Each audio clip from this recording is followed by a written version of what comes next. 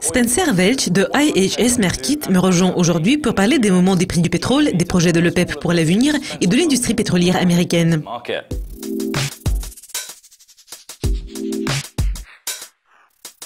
Spencer, à la fin de septembre, les prix du pétrole n'ont pas connu de changement et sont restés à leur plus haut sur quelques mois. Plusieurs experts pensent que le marché est en train de retrouver un équilibre. Quel est votre point de vue sur les conditions actuelles du marché du pétrole? Bonjour, merci de votre invitation. Les perspectives du marché du pétrole sont assez positives pour le moment. Nous voyons que les stocks de pétrole reculent et les prix du pétrole augmentent. Donc, nous pouvons constater que le programme de réduction de la production de pétrole de l'OPEP montre de bons résultats, même si cela a pris un certain temps. Mais il est toujours trop tôt pour dire que l'OPEP peut fêter la victoire.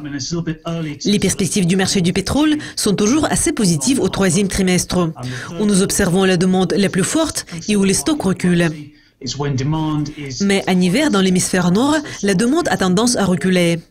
Et nous pourrions probablement voir une inversion de la tendance des prix et des stocks. Pour répondre à votre question, je peux dire que pour le moment, les perspectives semblent être positives. Mais il est toujours trop tôt pour crier victoire. Vous avez parlé de l'OPEP. L'OPEP a réduit les productions de 1,8 million de barils par jour cette année, ce qui a contribué à la hausse des prix du pétrole. À votre avis, que l'OPEP va-t-elle faire à l'avenir? Si vous m'avez posé cette question il y a quelques semaines, je vous aurais dit que l'OPEP allait certainement élargir son programme de réduction de la production de pétrole. Comme vous l'avez déjà dit, l'OPEP a réussi à réduire l'offre de pétrole sur le marché de 1,8 million de barils par jour. Le programme est entré en vigueur en janvier 2017 et il va se terminer en mars de l'année prochaine. Donc, il est fort probable que l'OPEP élargisse ce programme, car au début, il n'a pas été efficace, mais depuis un mois, il apporte de bons résultats. Même si pour le moment, les situations restent presque inchangées, je dirais qu'il est fort probable que l'OPEP prolonge ce programme pour 2018 et même jusqu'à la fin de 2018. Mais il est toujours trop tôt pour faire des prévisions.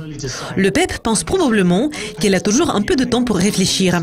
Les pays membres ne vont se réunir qu'à la fin de novembre. Et d'ici la fin de novembre, la demande va probablement connaître une légère baisse. Et il y aura des signes pour comprendre ce que l'OPEP doit faire.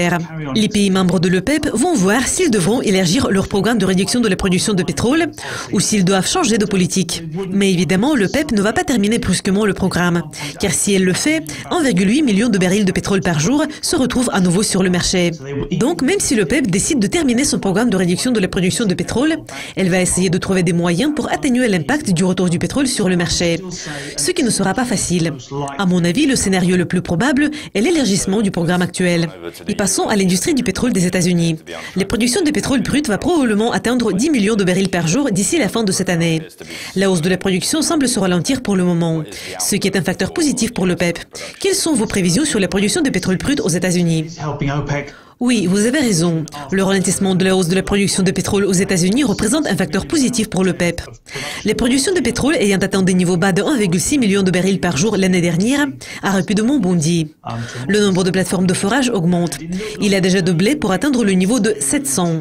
Et il semble que la production puisse atteindre le niveau de 10 millions de barils par jour d'ici la fin de 2017.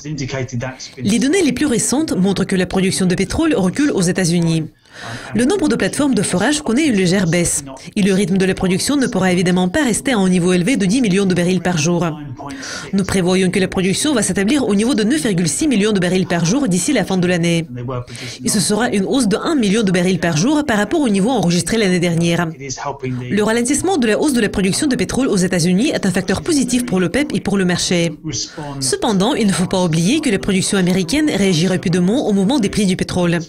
Les producteurs de pétrole des États-Unis vont certainement réagir à la hausse des prix du pétrole observée depuis la fin de septembre. Ils peuvent intensifier leurs activités de forage. En plus, si le marché des contrats à terme connaît une hausse, les producteurs vont utiliser le marché des contrats à terme pour bloquer leur prix de vente à un niveau élevé pour l'année prochaine, ce qui va leur assurer des bénéfices pour l'année prochaine. Et donc, ces producteurs pourraient continuer leurs activités de forage en toute confiance, car ils seront sûrs qu'ils vont gagner de l'argent. Il est à noter que la hausse des prix du pétrole représente un facteur positif pour l'OPEP plutôt à court terme. Mais à long terme, cela va soutenir la production de pétrole des États-Unis. Par conséquent, la production américaine pourrait considérablement augmenter en 2018. Donc, nous prévoyons que la production de pétrole brut des États-Unis va augmenter pour atteindre ce niveau magique de 10 millions de barils par jour en 2018. Spencer, merci beaucoup de vos commentaires. C'était un plaisir. Merci à vous. Et merci d'être avec nous. Si vous avez aimé cette interview et vous voulez découvrir plus de détails, restez à l'écoute de Dukascopy TV.